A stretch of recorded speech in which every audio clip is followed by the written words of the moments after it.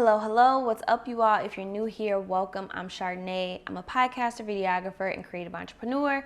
And today I'm going to be talking about my process for creating my website. Starting out as a freelance videographer, it was challenging for me to figure out what exactly did I want to include on my website, what platform should I use, and why in the heck do I even need a website? So I'm creating this video for other people who are content creators, videographers, or anything along those lines, and just walking you all through my own personal thought process on how I went about creating my website, and also taking a peek at some other websites that I drew a bit of inspiration from. So I highly recommend that you stay tuned until the very end of this video, because I'm going to be sharing some tips throughout this video that you all can use and apply to your own approach as you're designing and building out your website.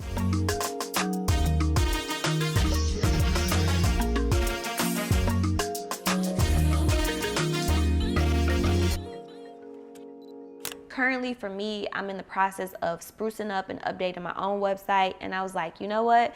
Let me just do a sit-down chit-chat video and just flesh out some of my thoughts on how I went about approaching this, because y'all, it can be a beast, especially if you are someone who is a solopreneur. You have a ton of other things on your mind, and sometimes we can make things more than what it is. And so again, this video is created specifically with the perspective that you are a photographer, videographer, content creator, or someone who provides a service or information to others. If you know me, you know I try to keep things very minimal and simplistic as possible, because number one, why complicate things? And number two, soft life. We're trying this whole soft life thing as a creator.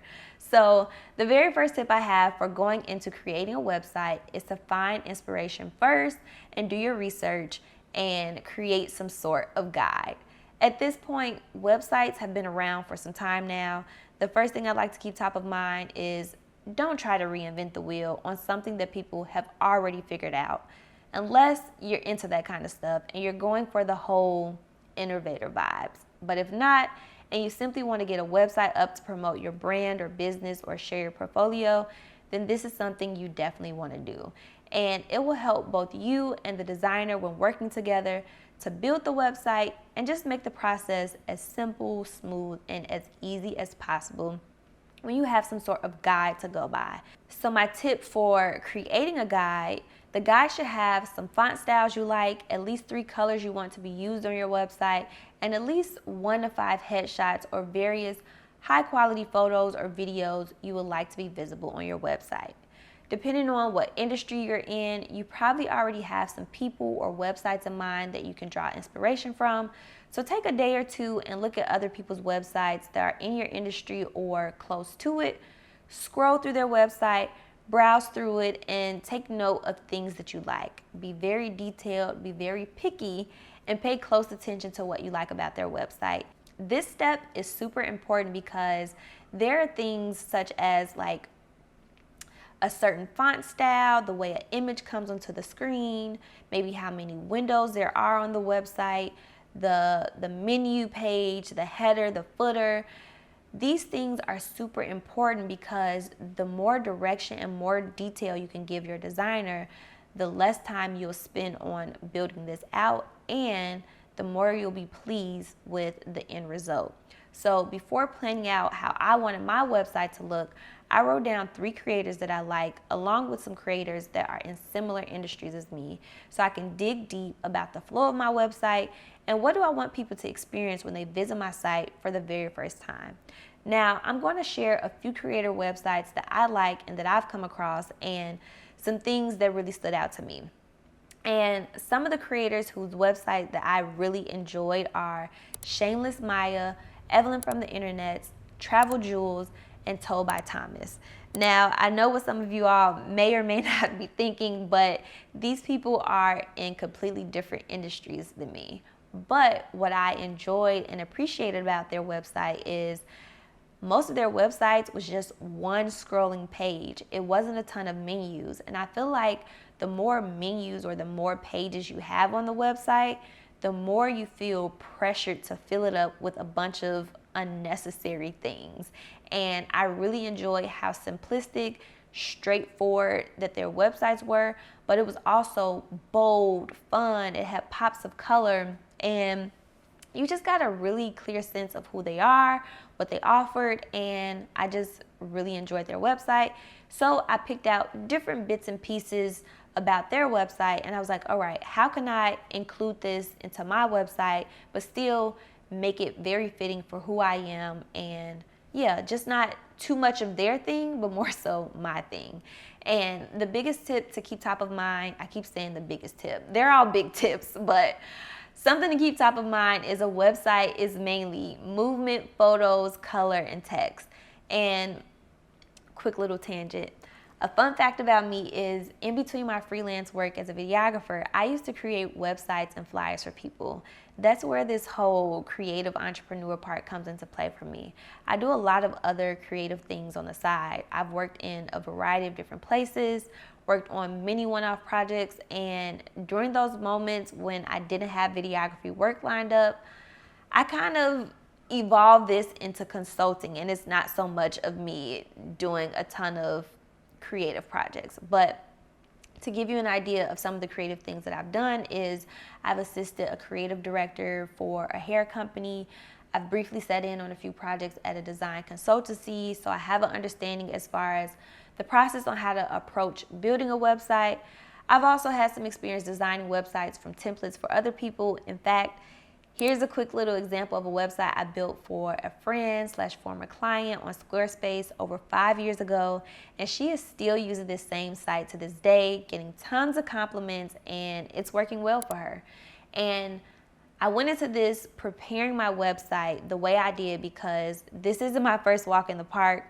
I'm not new to this, I'm true to this, and I understand that when you are launching something, especially if you're someone who's a solopreneur, it can all be a little bit overwhelming, and we can unnecessarily complicate things that don't even need to be complicated. So I'm really hoping that with this video, it breaks it down for you. It gives you a little bit of guidance on things to include on your website and just things for those who are in the beginning stages of building out their business or their website.